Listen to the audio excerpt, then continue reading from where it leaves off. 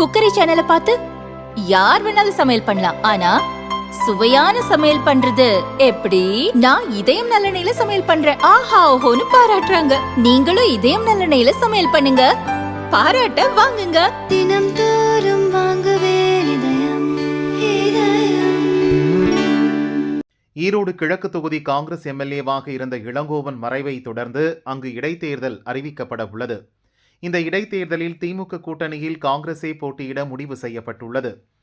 2026 சட்டசபை தேர்தலுக்கு முன் நடக்கும் இந்த இடைத்தேர்தல் திமுக ஆட்சியை எடைபோடும் தேர்தலாக இருக்கும் என்பதால் இத்தேர்தலிலும் எப்படியாவது வெற்றி பெற வேண்டும் என்ற முனைப்பில் அக்கட்சி உள்ளது. இதற்காக இப்போதே அமைச்சர் செந்தில் பாலாஜி உள்ளிட்ட மூத்த தலைவர்களை ஈரோடு நோக்கி திமுக தலைமை முடுக்கிவிட்டுள்ளதாக கூறப்படுகிறது. இந்நிலையில் இடைத்தேர்தல் என்றாலே ஆட்சி, அதிகார, பணபலத்தால் ஆளும் கட்சியே வெல்லும் என அதிமுக கருதுகிறது. விக்கிரவாண்டி இடைத்தேர்தலைப் போல ஈரோடு கிழக்கு தொகுதி இடைத்தேர்தலையும் புறக்கணிக்க அதிமுக தலைமை முடிவு செய்துள்ளதாக கூறப்படுகிறது. தொடர்ச்சியாக தேர்தலை புறக்கணிப்பது சரியாக இருக்காது என்று சொல்லி அதிமுக தலைமையை 2ஆம் கட்ட தலைவர்கள் வலியுறுத்தி வருகின்றனர்.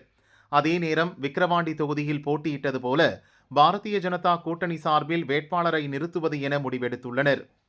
ஈரோடு கிழக்கு தொகுதி கொங்கு பகுதியில் வருவதால் அங்கே பலமாக இருக்கும் பாரதிய ஜனதா தரப்பில் போட்டியிட விரும்புகின்றனர்.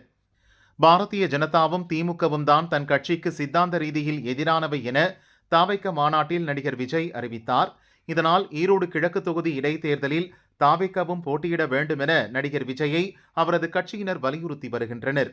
இதையடுத்து அத்தொகுதியில் தாவேக சார்பில் வேட்பாளரை நிறுத்துவது குறித்து விஜய் தீவிர ஆலோசனையில் ஈடுபட்டுள்ளார். கட்சியின் செல்வாக்கு குறித்து அறிய அவசர சர்வே எடுக்கச் சொல்லி இருப்பதாக அக்கட்சியினர் கூறுகின்றனர்.